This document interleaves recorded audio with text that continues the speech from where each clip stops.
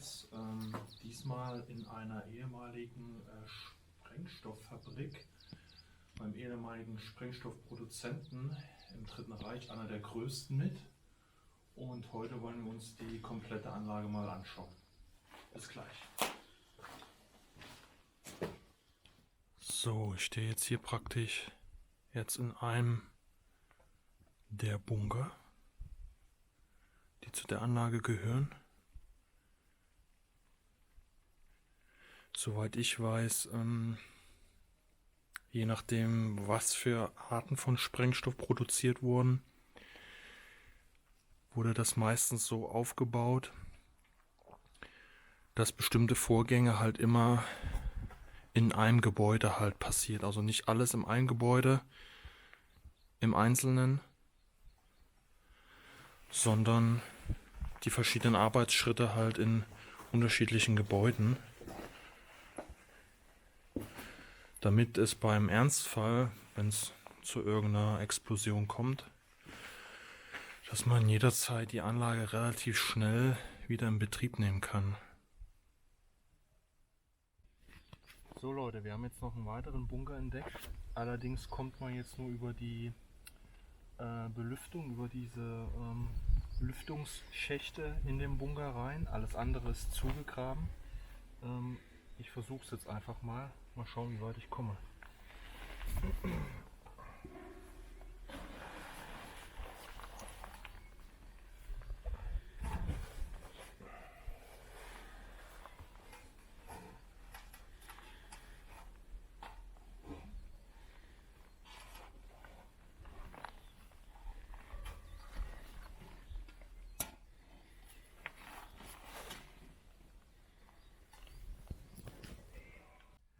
So Leute, ich bin jetzt praktisch eine Ebene hier rein, aber hier unten ist bestimmt mindestens über 2 Meter, locker, bestimmt 2,50, und die Wand ist hier, ich zeig's mal eben, die Wand ist hier unten und das ist ein Vorsprung jetzt hier oben, das heißt, ich müsste hier irgendwie umgreifen und mich so hochziehen, und hier unten steht nichts, wo ich drauf klettern kann.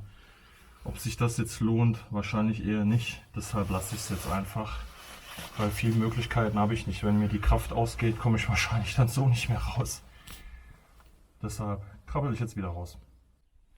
So, jetzt seht ihr hier im Prinzip nochmal die 2 Luftschächte. Wir stehen jetzt praktisch auf dem Dach der Anlage. Und hier unten ist auch noch irgendwie ein Loch.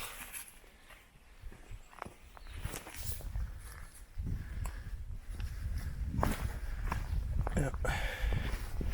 Keine Ahnung, wie man sich den Komplex jetzt hier vorstellen musste. Ich gehe jetzt mal ein bisschen zurück.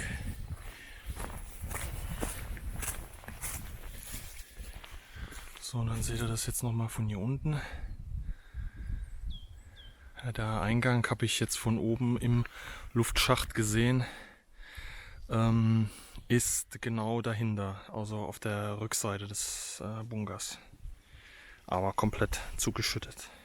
Direkt vor dem Bunker seht ihr jetzt hier noch so ein kleines Betonhäuschen, was gesprengt wurde.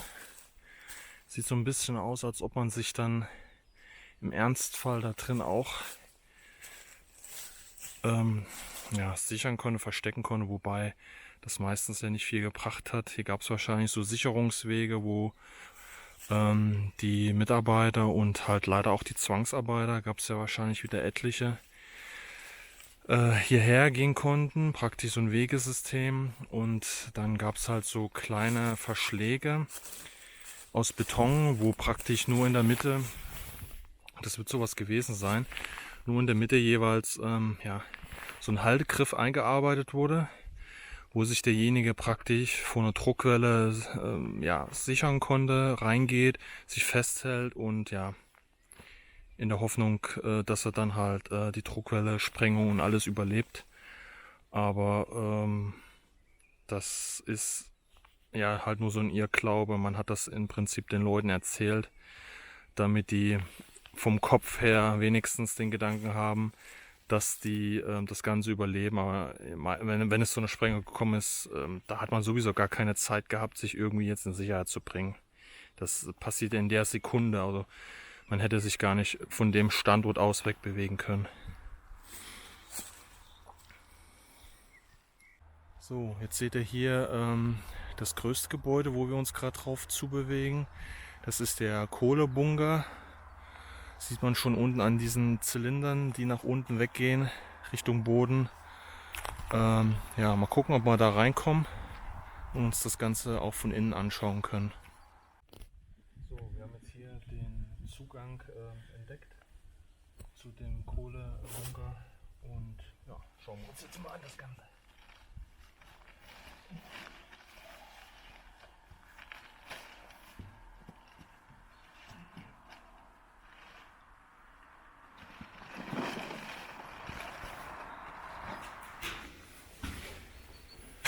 Krass.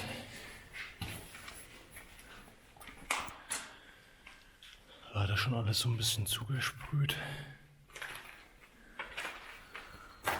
Ja. Hier werden weitere Anlagen gestanden haben für die Produktion. Das könnte zum Beispiel Nitroglycerin gewesen sein. Das hat ja auch mehrere Arbeitsschritte.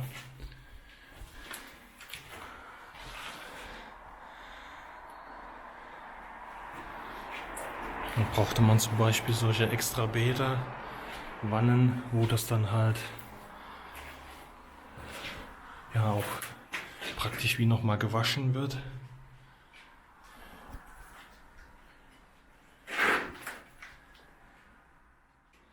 Könnte jetzt zum Beispiel sowas gestanden haben. Das ist jetzt halt nur noch das Fundament. Hier oben. Und jetzt konnte man hier noch eine Treppe hochgehen. Da wird dann noch eine weitere Arbeitsstation gestanden haben. Ja. Das sind nur noch die